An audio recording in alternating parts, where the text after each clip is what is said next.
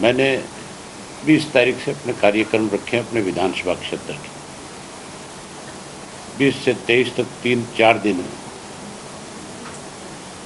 करीब 40 गांव के कार्यक्रम हैं। उनमें भी दोनों पार्टियों के नेता इकट्ठे होकर के उस कार्यक्रम को सफल बनाएंगे और उस दौरान हमने हल्के वाइज मीटिंगें रखी है रोज की। आपके माध्यम से भी कार्यकर्ताओं तक एक संदेश देना चाहता हूँ कि 20 तारीख को हमने जो पहली बैठक रखी है वो रानिया विधानसभा क्षेत्र की है। शाम को 7 बजे यहाँ सरसा कार्यालय में ही बैठक होगी। तो हम अपने पदाधिकारियों की जिम्मेवारी तो लगा ही रहे हैं, आपसे भी उम्मीद करेंगे कि आप भी इसको पूरे ज़िले के लोगों तक पहुँचाने का काम करो। वहीं 21 तारीख को हमने काणावाड़ी विधानसभा क्षेत्र की बैठक दोनों पार्टियों के कार्यकर्ताओं की शाम को 7 बजे फिर यही सरसा में रखी, यही कार्यालय में रखी। और 23 तारीख को सरसा विधानसभा क्षेत्र की बैठक जो है दोनों पार्टी के कार्यकर्ताओं की, वो भी यहीं पे होगी। हमारा गठबंधन होने के बाद लोगों का विश्वास दोनों पार्टियों के प्रति बढ़ा है। लोकसभा का जो चुनाव था वो चुनाव एनडीए और इंडिया गठबंधन के बीच में था। अब जो ये भूपेंद्र सिंह हुड्डा एंड पार्टी लगातार एक प्रचार इस प्रदेश में कर रही थी कि इंडियन नेशनल लोकदल पार्टी तो केवल वोट काटने के लिए चुनाव लड़ती है। मैं हुड्डा जी से एक बात पूछना चाहता हूं कि फिर आपने इंडिया गठबंधन क्यों किया? आपने उन पार्टियों के साथ हाथ क्यों मिलाया जिनका आपके साथ 36 का आंकड़ा था? बहुजन समाज, ये जो समाजवादी पार्टी उत्तर प्रदेश में, कांग्रेस वहाँ 0 थी। कांग्रेस ने इसलिए वहाँ पे हाथ मिलाया कि कहीं वो भी अपनी 2-4 सीट वहाँ से निकाल सके। राजनीति में जो भी कोई राजनीतिक दल बनता है, हमारी पार्टी तो आज की पार्टी नहीं है, बहुत पुरानी पार्टी है। बहुजन समाज पार्टी भी आज की पार्टी नहीं, बहुत पुरानी पार्टी। हम वोट काटने वाले नहीं हैं, हम तो प्रदेश में सरकार बनाने वाले हैं। कांग्रेस के 10 साल की लूट जो है आज भी लोगों को याद है कि कैसे इस हुड्डा ने 72,000 एकड़ जमीन जो है किसान की, जो गुड़गांव के आसपास के इलाके की है, उसको एक्वायर किया और कैसे इसने बिल्डरों को दे करके पैसा इकट्ठा करने का काम किया। किस तरह से लगातार पिछले 10 साल से भारतीय जनता पार्टी की मदद में लगे हुए हैं, कैसे 10 साल से बीजेपी की बी टीम के रूप में काम कर रहे हैं। इस बात को लोग अब बहुत अच्छे से समझ चुके हैं। बिजली के लिए बीजेपी के लोग भी, कांग्रेस के लोग भी 200 यूनिट फ्री करेंगे, 300 यूनिट फ्री करेंगे। हमारा विश्वास 200-300 यूनिट फ्री करने में नहीं, हमारा विश्वास है लोगों को बिजली मुफ्त में दी जाए। और मैंने चंडीगढ़ में बहुत खुल करके बताया, एक प्रेस के साथी ने पूछा कि कैसे मुफ्त में दोगे? आज सोलर एनर्जी का टाइम है और सोलर जो है उस पर आज मेरे ख्याल 70% सब्सिडी है। उस 70% सब्सिडी में भी ये मान के चलो कि बड़ा कमीशन खाते हैं लोग। हम सरकार के तौर के ऊपर वो जो सब्सिडी की सोलर पैनल जो है वो लोगों के घरों में मुफ्त में लगा करके देंगे, फ्री में लगाएंगे। जो 30 पैसा उसको देना पड़ता है वो सरकार वहन करेगी, और हर घर के ऊपर सोलर पैनल लगेगा, जिससे हर आदमी को मुफ्त में लाइट मिलेगी। वो सरकार को अपनी तरफ से और एक्स्ट्रा बिजली मुहैया कराने का काम करेगा, जिससे इंडस्ट्री को दी जा सके, जिससे और जगह उस लाइट का उपयोग किया जा सके।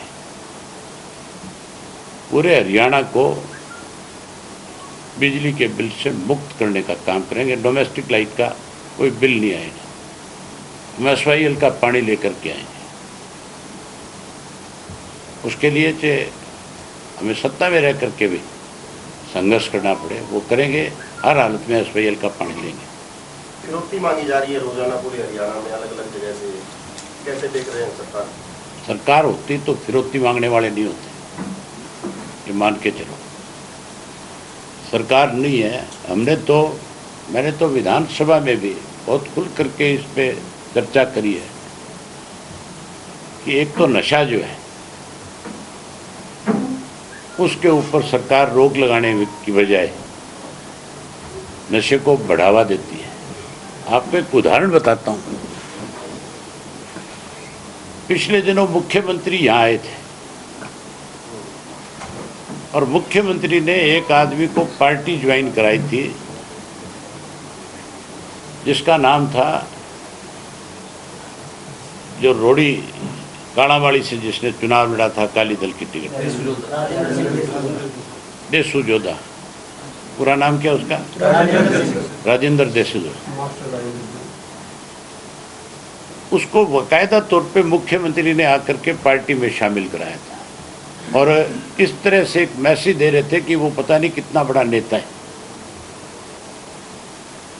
इससे पहला जो मुख्यमंत्री था मनोहर लाल खट्टर, वो जब चुनाव में आया था यहाँ, तो उसने चुनाव की सभा में काणावाड़ी में ये बयान दिया था। आप उस बयान को सोशल मीडिया पे देख सकते हो, अखबारों की सुर्खियां थी वो।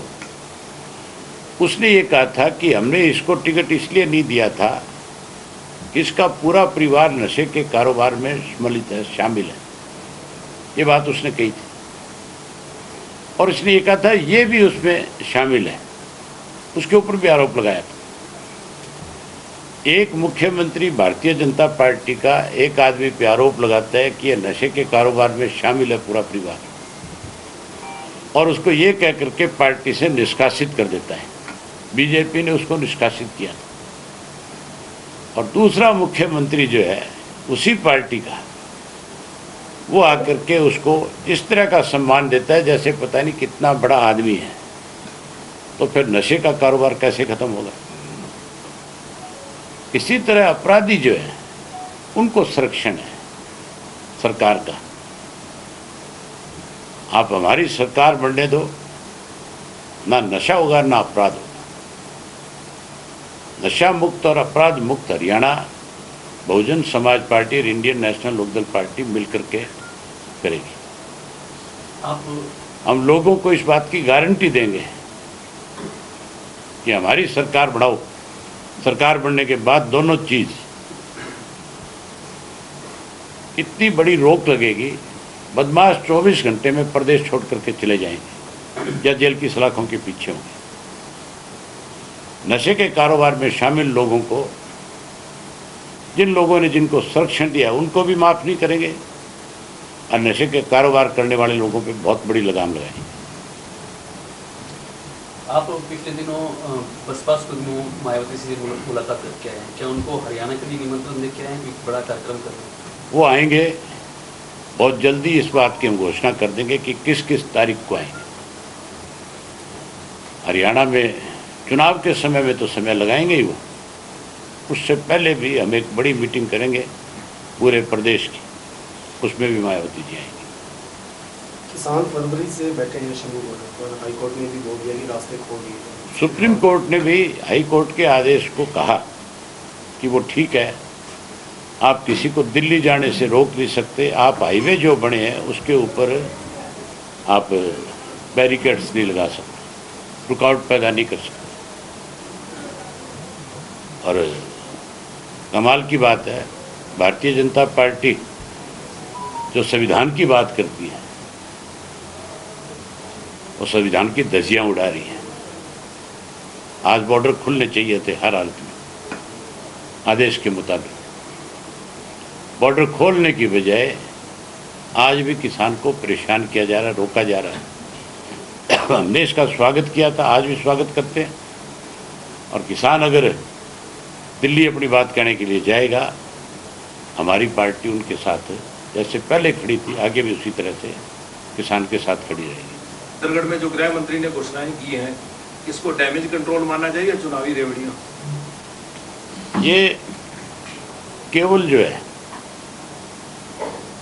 किस तरह से भारतीय जनता पार्टी को दोबारा से उभारा जाए, ये जाति पात का एक जहर फैलाने आए थे गृह मंत्री। आपने उनके भाषण भी सुने होंगे, आपने जो उन्होंने अखबार में आज आया हुआ है, सीधे तौर के ऊपर अगड़े और पिछड़े को लड़ाने का एक प्रयास है। हमारे प्रदेश में 36 जात के लोग जो है बहुत बड़ा भाईचारा है, ये उस भाईचारे को ख़त्म करना चाहते हैं। आपने देखा नहीं कितना बड़ा जहर उगल करके गया है, कह के गया है कि मुसलमान को हम किसी कीमत में आरक्षण में शामिल नहीं करेंगे। हमारा राज बनने के बाद मुस्लिम को आरक्षण मिलेगा। हम प्रदेश में किसी के साथ कोई भेदभाव नहीं करेंगे। हम आरक्षण के पक्षधर हैं, गरीब आदमी के, और मुस्लिम गरीब है।